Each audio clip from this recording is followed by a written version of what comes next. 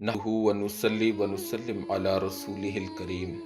اما بعد اعوذ باللہ من الشیطان الرجیم بسم اللہ الرحمن الرحیم قال رسول اللہ صلی اللہ علیہ وسلم لا فرع ولا عتیرة والفرع اول النتاج كانوا يذبحونه لطواغیتهم والعتیرة في رجب۔ حضرت امام بخاری رحمۃ اللہ علیہ نے روایت نقل کی ہے کہ اللہ کے رسول صلی اللہ علیہ وسلم نے ارشاد فرمایا، نہ تو فرع کی رسم کا وجود ہے اور نہ ہی عتیرہ کی رسم کا وجود ہے، اور فرع اونٹنی کے سب سے پہلے اس بچے کو کہتے ہیں جو مشرکین اپنے بتوں کے نام پر ذبح کیا کرتے تھے، اور عتیرہ اس قربانی کو کہتے ہیں جو رجب کے مہینے میں کرتے تھے۔ ایک روایت کے اندر ہے، قال رسول اللہ صلی اللہ علیہ وسلم لا عتیرۃ فی الاسلام ولا فرع۔ اللہ کے رسول صلی اللہ علیہ وسلم نے فرمایا، اسلام میں نہ تو عتیرہ کی رسم کا وجود ہے اور نہ ہی فرع کی رسم کا۔ اسی طرح ایک اور روایت کے اندر آتا ہے، نہا رسول اللہ صلی اللہ علیہ وسلم عن الفرع والعتیرۃ۔ رسول اللہ صلی اللہ علیہ وسلم نے فرع اور عتیرہ کی رسم سے منع فرمایا ہے۔ حضرت عبداللہ بن عمر رضی اللہ تعالی عنہ سے روایت ہے، وہ فرماتے ہیں، ان النبی صلی اللہ علیہ وسلم قال لا فرعۃ ولا عتیرہ۔ نبی پاک صلی اللہ علیہ وسلم نے فرمایا کہ نہ فرع کی رسم کا وجود ہے اور نہ ہی عتیرہ کی رسم کا وجود ہے۔ حضرت امام ترمذی رحمۃ اللہ علیہ حضرت ابو ہریرہ رضی اللہ تعالی عنہ کی حدیث نقل کر کے فرماتے ہیں، والعتیرۃ ذبیحۃ کانوا یذبحونها فی رجب یعظمون شہر رجب لأنہ اول شہر من اشہر الحرم واشہر الحرم رجب وذو القعدۃ وذو الحجۃ والمحرم، جس کا ترجمہ یہ ہے، اور عتیرہ اس قربانی کا نام ہے جس کو لوگ رجب کے مہینے کی تعظیم کے طور پر ذبح کیا کرتے تھے،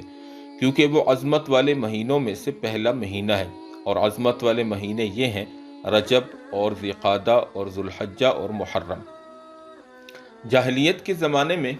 یہ رواج تھا کہ جب کسی اونٹنی کے پہلے بچے کی پیدائش ہوتی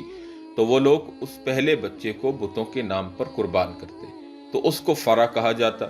جب اسلام آیا تو بتوں کے نام کی قربانی تو بند ہو گئی، لیکن پھر اس بچے کو اللہ کے نام پر ذبح کیا جاتا۔ تو اللہ کے رسول صلی اللہ علیہ وسلم نے لا فرع فرما کر اس رسم کو ختم فرما دیا، اور عتیرہ اس قربانی کو کہا جاتا تھا جو جاہلیت کے زمانے میں رجب کے مہینے میں کی جاتی تھی، اور یہ جاہلیت کے زمانے میں بتوں کے نام پر ہوتی تھی۔ اسلام کے آنے کے بعد اللہ کے نام پر یہ قربانی ہونے لگی اور اس کو رجبیہ کہا جانے لگا، اور ان احادیث میں اسلام کے اندر اس رجبیہ یعنی عتیرہ رجب کی قربانی کو بھی اللہ کے رسول نے منع فرما دیا۔ تو اس سے پتہ چلا کہ رجب المرجب کے مہینے کے اندر اس طرح کی کسی چیز کو کرنا یہ زمانہ جاہلیت کی یادگار ہے، اور اللہ کے رسول صلی اللہ علیہ وسلم نے اس کو پسند کیا۔ حضرت علی، حضرت ابن مسعود رضی اللہ تعالی عنہما یہ لوگ بھی عتیرہ کے قائل نہیں تھے، چنانچہ فرمایا ان علی وابن مسعود کانا لا یریان العتیرہ، یعنی حضرت علی اور ابن مسعود رضی اللہ تعالی عنہما عتیرہ کے قائل نہیں تھے۔ حضرت اسامہ بن زید فرماتے ہیں کہ میں نے حضرت قاسم سے عتیرہ کے بارے میں سوال کیا تو انہوں نے جواب میں فرمایا، تلک الرجبیۃ ذبائح اہل الجاہلیہ، یہ رجبی ہے جو کہ جاہلیت کے لوگوں کے ذبیحے ہیں۔ حضرت حسن سے مروی ہے کہ العتیرۃ ذبائح اہل الجاہلیۃ، کہ یہ جو عتیرہ ہے یہ جاہلیت کی رسم کی پیداوار ہے، یہ جاہلیت والوں کا طریقہ ہے۔ اسی طرح ماہ رجب المرجب کے اندر جو دوسری غلط چیز پائی جاتی ہے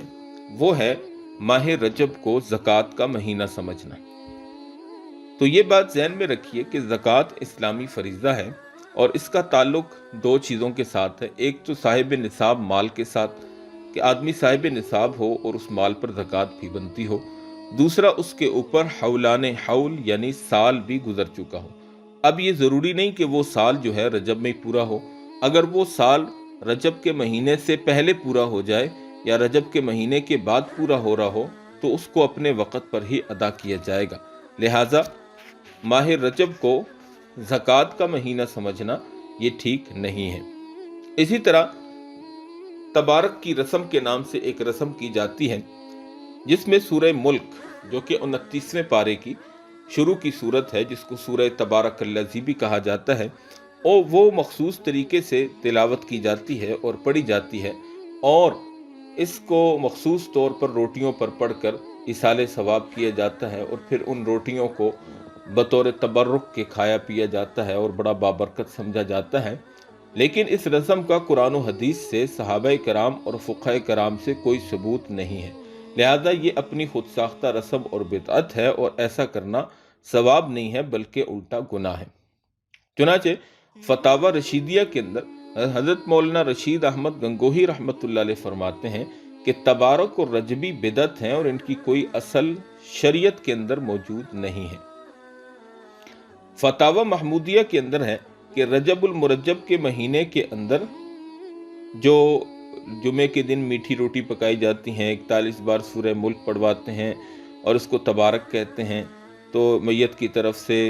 فدیہ یا صدقے کے طور پہ دی جاتی ہے۔ پھر جو لوگ پڑھنے والے ہوتے ہیں وہ بھی اس کے حاصل کرنے میں خوب تگ و دو کرتے ہیں۔ تو فرمایا کہ سورت مسولہ میں ایصال ثواب کی یہ جو مذکورہ صورت ہے، نہ تو قرآن سے ثابت ہے، نہ حدیث سے ثابت ہے، نہ صحابہ کرام سے، نہ فقہاء مجتہدین سے ثابت ہے، بلکہ یہ من گھڑت اور لا اصل چیز ہے جس کو شریعت میں بدعت کہتے ہیں۔ اسی طرح بی بی فاطمہ کی کہانی، یہ بھی رجب المرجب کی ایک بدعات میں سے اور خلاف شریعت کاموں میں سے ایک کام ہے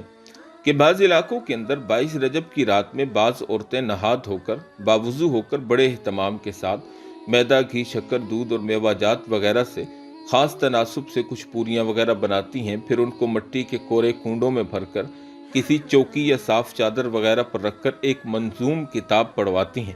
جس کا نام داستان عجیب ہے۔ بعض عورتیں اس کو بی بی فاطمہ کی کہانی کا نام دیتی ہیں، اور بعض لوگ خصوصاً بے علم عورتیں اس کی باقاعدہ منت مانتی ہیں اور اس کہانی کو پڑھتی اور سنتی ہیں۔ یہ بالکل من گھڑت اور خلاف شریعت بات ہے۔ یہ اصل میں مروجہ کنڈوں کی ایک خاص شکل ہے جو پہلے دور میں کافی عام تھی، لیکن اب بھی بعض علاقوں میں پائی جاتی ہے۔ بی بی فاطمہ رضی اللہ تعالی عنہا کی کہانی کے نام سے یہ رسم حضرت فاطمہ رضی اللہ تعالی عنہا کے نام کی نظر و نیاز اور ان کے نام کی من گھڑت کہانی پڑھ کر ہوتی ہے، اور جو کنڈوں کی رسم ہے وہ حضرت جعفر صادق رحمۃ اللہ علیہ کے نام کی نظر نیاز کے ساتھ اور بعض اوقات ان کے نام کی ایک من گھڑت کہانی پڑھ کر ہوتی ہے۔ تو اس لیے دونوں جگہ پر عقائد ملتے جلتے ہیں، اور ان دونوں رسموں کا آغاز اہل روافض اور تشیعوں نے کیا ہے، جس سے بچنا مسلمانوں کے لیے انتہائی ضروری ہے۔ اسی طرح رجب المرجب کے مہینے کے اندر جو ایک اور بہت بڑی اور مہلک بدعت پائی جاتی ہے وہ ہے 22 رجب کے کنڈے۔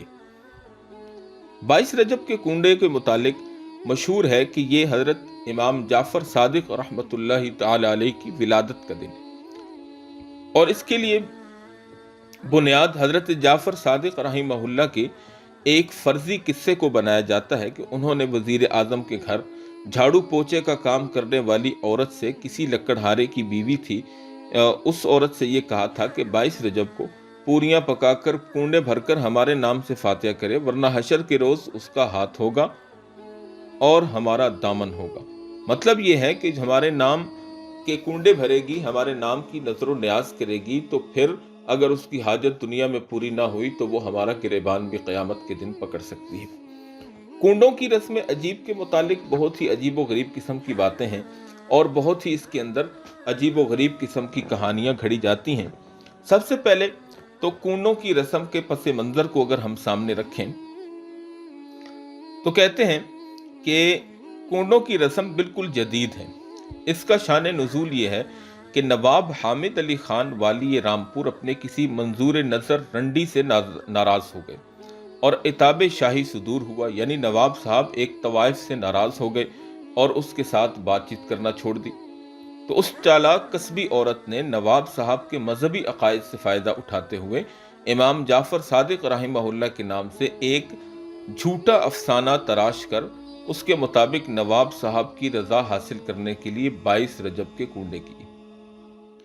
یہ افسانہ اس داشتہ اور نواب کا اپنا تراشا وہ نہیں ہے، اس نے تو لکڑہارے کی اس داستان عجیب کے اتباع میں کنڈے کیے تھے۔ دراصل یہ داستان امیر مینائی مرحوم لکھنوی شاعر کے فرزند خورشید مینائی کے اس زمانے میں تباہ کر کے رامپور میں تقسیم کرائی گئی تھی۔ یہ بہت ایک لمبا چوڑا سلسلہ ہے۔ اسی طرح بعض لوگ یہ کہتے ہیں کہ کچھ دنوں سے ایک نئی رسم ہمارے ہاں رائج ہوئی ہے جو پہلے ہمارے ہاں نہیں تھی۔ وہ یہ تھی کہ 21 رجب کو شام کے وقت میدا، شکر اور گھی وغیرہ ملا کر ٹکیاں پکائی جاتی ہیں اور اس پر امام جعفر صادق رحمہ اللہ کی فاتحہ پڑھی جاتی ہے اور 22 رجب کی صبح کو عزیز و اقارب کو بلا کر کھلائی جاتی ہیں، اور اس بات کا اہتمام کیا جاتا ہے کہ یہ ٹکیاں باہر نہ نکلنے پائیں۔ جہاں تک مجھے علم ہوا، یہ مولانا مظہر علی سندیلوی ہیں، وہ اس کو بیان کر رہے ہیں کہ اس کا رواج ہر مقام پر ہوتا ہے۔ میری یاد میں کبھی اس کا تذکرہ بھی سماعت میں نہیں آیا۔ یہ فاتحہ اب ہر ایک گھر میں نہایت عقیدت مندی کے ساتھ ہوا کرتی ہے اور یہ رسم برابر بڑھتی ہی جا رہی ہے۔ بہرحال یہ تو اس کا کچھ پس منظر تھا۔ باقی رہ گئی یہ بات کہ کنڈوں کی رسم کا حضرت امام جعفر صادق رحمہ اللہ کے ساتھ کیا تعلق ہے۔ تو حضرت امام جعفر صادق رحمہ اللہ کا نہ تو 22 رجب کو یوم ولادت ہے اور نہ ہی ان کا یوم وفات ہے۔ چنانچہ خیر الفتاوی، فتاوی کی بڑی کتاب ہے، اس کے اندر لکھا ہے کہ 22 رجب یہ حضرت امیر معاویہ رضی اللہ تعالی عنہ، جو کہ صحابی رسول بھی ہیں، چھٹے خلیفہ بھی ہیں، کاتب وحی بھی ہیں اور اللہ کے رسول صلی اللہ علیہ وسلم کے برادر نسبتی بھی ہیں، حضرت ام المومنین سیدہ ام حبیبہ رضی اللہ تعالی عنہ کے بھائی ہیں اور آپ علیہ الصلوۃ والسلام کے بڑے منظور نظر صحابہ میں شامل ہیں۔ ان کا یوم وفات چونکہ 22 رجب المرجب ہے اور ان کی وفات کی خوشی میں اور ان کی دشمنی کے اظہار کے لیے یہ کنڈوں کی رسم کو ایجاد کیا گیا۔ باقی رہ گئی یہ بات کہ حضرت امام جعفر صادق رحمہ اللہ، ان کا اس رسم کے ساتھ کوئی تعلق ہے یا نہیں۔ تو سب سے پہلے تو یہ سمجھیے کہ حضرت امام جعفر صادق رحمہ اللہ کا سن پیدائش کیا ہے۔ حضرت امام جعفر صادق رحمہ اللہ کا سن پیدائش اہل تاریخ نے اور مورخین نے 80 ہجری مدینہ میں لکھا ہے کہ آپ مدینہ میں پیدا ہوئے۔ آپ کا نام جعفر ہے اور آپ کی کنیت ابو عبداللہ ہے اور لقب صادق ہے جس سے آپ مشہور ہیں۔ آپ تابعین میں شمار ہوتے ہیں اور بہت سی احادیث آپ سے مروی ہیں۔ فضل و کمال کے لحاظ سے آپ اپنے وقت کے ایک بہت بڑے جلیل القدر امام تھے، اور یہاں تک کہ حضرت امام اعظم ابو حنیفہ رحمہ اللہ تعالی وہ بھی ان کے شاگردوں میں شمار ہوتے ہیں۔ آپ کا نسب نامہ کچھ یوں ہے: جعفر ابن محمد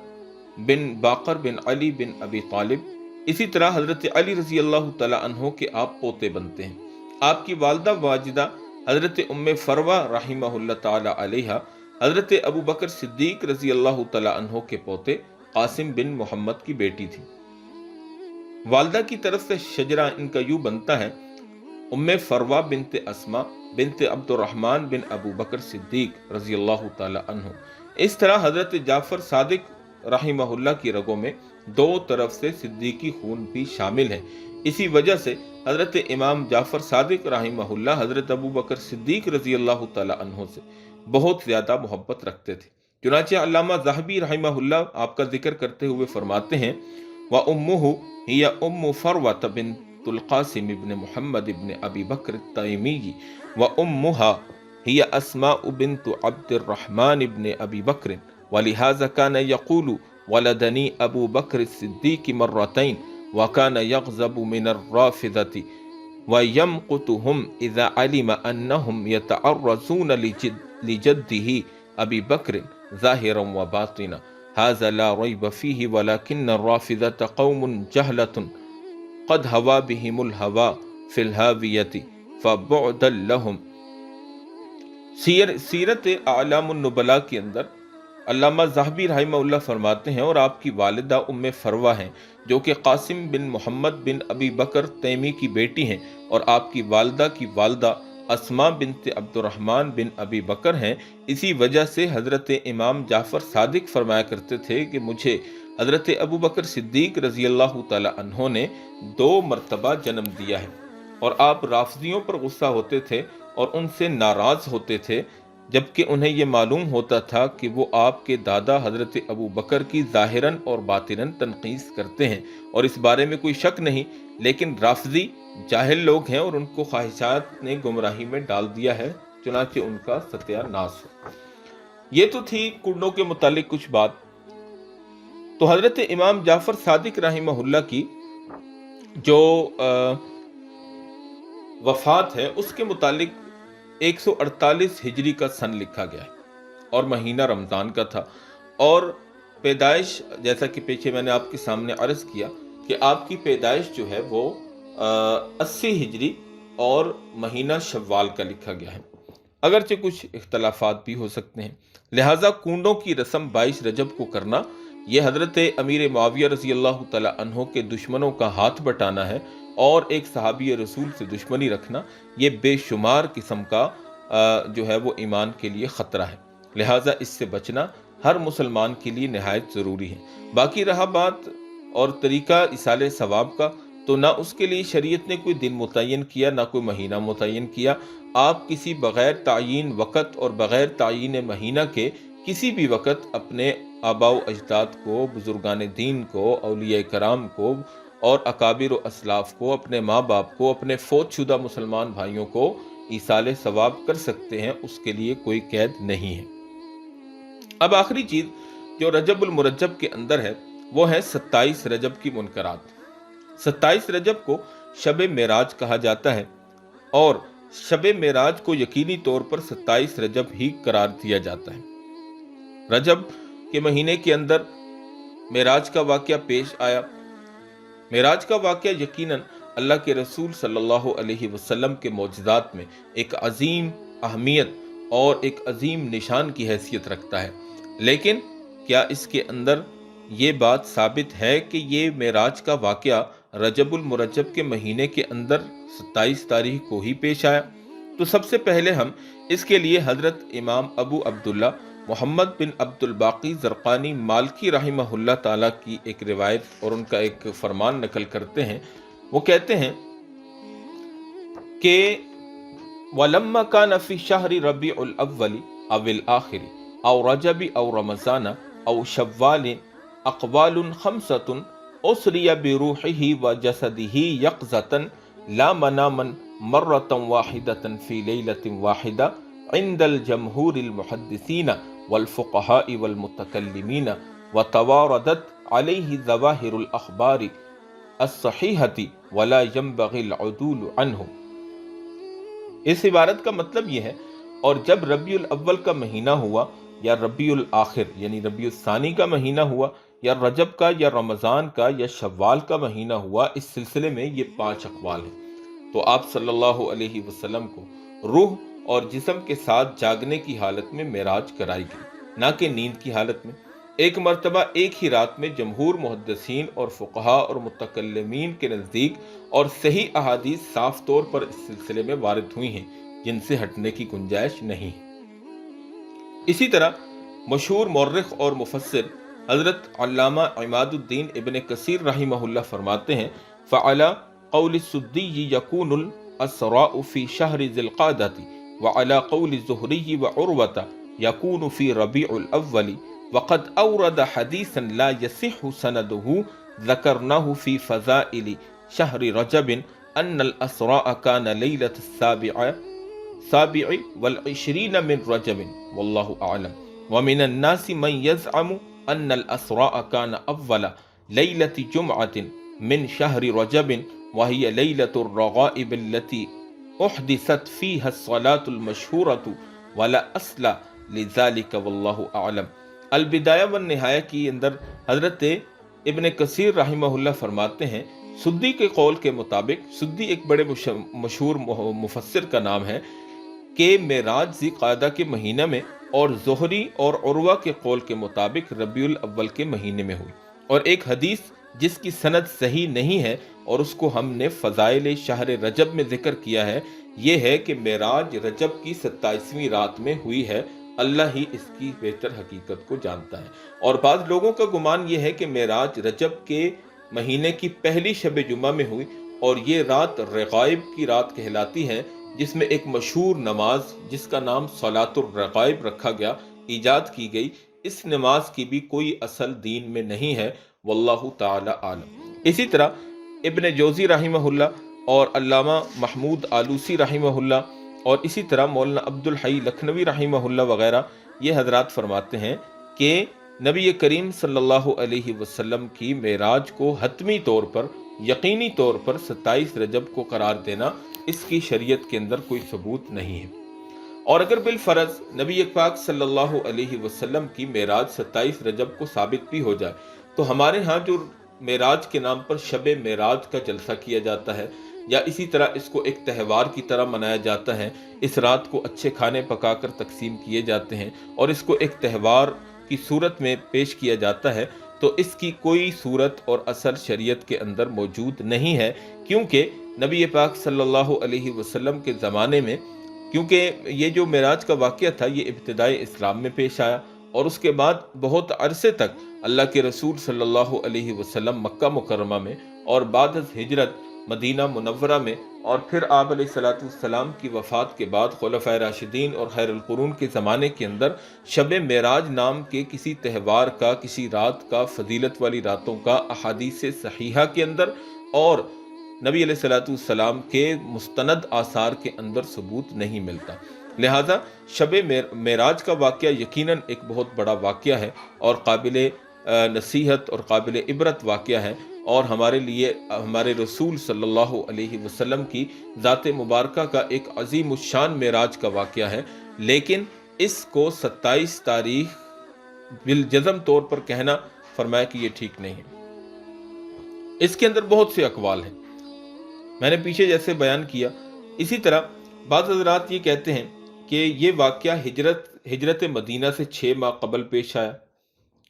اسی طرح حضرت عائشہ رضی اللہ تعالیٰ عنہ فرماتی ہیں کہ حضرت خدیجہ ام المومنین رضی اللہ تعالیٰ عنہ کی وفات اور نمازوں کی فرضیت نازل ہونے سے پہلے ہو چکی تھی، یعنی حضرت خدیجہ پہلے فوت ہو چکی تھی۔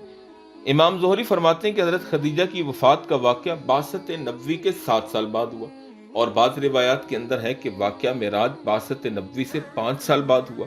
ابن اسحاق رحمہ اللہ کہتے ہیں کہ واقعہ معراج اس وقت پیش آیا جب کہ اسلام عام عرب قبائل میں پھیل چکا تھا۔ ان تمام روایات کا حاصل یہ ہے کہ واقعہ معراج ہجرت مدینہ سے کئی سال پہلے کا ہے۔ حربی رحمہ اللہ کہتے ہیں کہ واقعہ اسراء و معراج ربیع الثانی کی 27ویں شب میں ہجرت سے 1 سال پہلے ہوا، اور ابن قاسم ذہبی کہتے ہیں کہ بعثت سے 18 مہینے کے بعد یہ واقعہ پیش آیا۔ حضرات محدثین رحمہ اللہ نے روایات مختلفہ ذکر کرنے کے بعد کوئی فیصلہ کن بات تو نہیں لکھی، لیکن عام طور پر جو مشہور ہے وہ 27 رجب کی رات ہے، جس کو شب معراج کہا جاتا ہے۔ تو میرے بھائی دوستو بزرگوں، میرے عزیز بھائیوں دوستو، میری ماؤں بہنوں اور میرے مسلمان بھائیوں، ان ساری باتوں کو سامنے رکھ کر ہم نے اب فیصلہ یہ کرنا ہے کہ رجب کے مہینے کے اندر ہمارے پاس قرآن و سنت اور آثار صحابہ اور تابعین کی شکل میں دین ایک بنیادی شکل میں موجود ہے، ایک اپنے اصل ڈھانچے کی شکل میں موجود ہے۔ لہذا رجب المرجب کا مہینہ ہے، خوب نیکیاں کیجئے، اس کے اندر بدعات سے، رسومات سے اور غلط نظریات سے اور اعتقادات سے بچیے، اور اپنے آپ کو اللہ اور اس کے رسول صلی اللہ علیہ وسلم کی اطاعت کے مطابق گزاریے، اور اس مہینے کے اندر کسی بھی قسم کے غلط اور فاسد خیال سے اور یقین سے اپنے آپ کو بچائیے۔ اللہ رب العالمین ہمیں قرآن و سنت کی روشنی میں عمل کرنے کی توفیق عطا فرمائے۔ یہ رجب المرجب کے مہینے کے متعلق کچھ گفتگو اور کچھ گزارشات تھیں، جس کا پہلا حصہ آپ کے سامنے بیان ہو چکا ہے۔ اس کا دوسرا حصہ ابھی آپ کے سامنے یہ پیش کیا گیا۔ انشاءاللہ رجب المرجب کے مہینے میں حضرت سیدنا امیر معاویہ رضی اللہ تعالیٰ عنہ کا یوم وفات، جیسا کہ میں نے آپ کے سامنے بیان کیا، وہ بھی ہے، تو اس کے متعلق ایک تیسری اور تفصیلی ویڈیو آپ کے سامنے بیان پیش کیا جائے گا۔ جس کے اندر حضرت امیر معاویہ رضی اللہ تعالی عنہ کی سیرت و کردار اور ان کی فتوحات اور ان کی دین اسلام کے لیے خدمات کو واضح کیا جائے گا۔ اللہ جل شانہ ہمیں عمل کی توفیق عطا فرمائے۔ وآخر الدعوانا ان الحمد للہ رب العالمین۔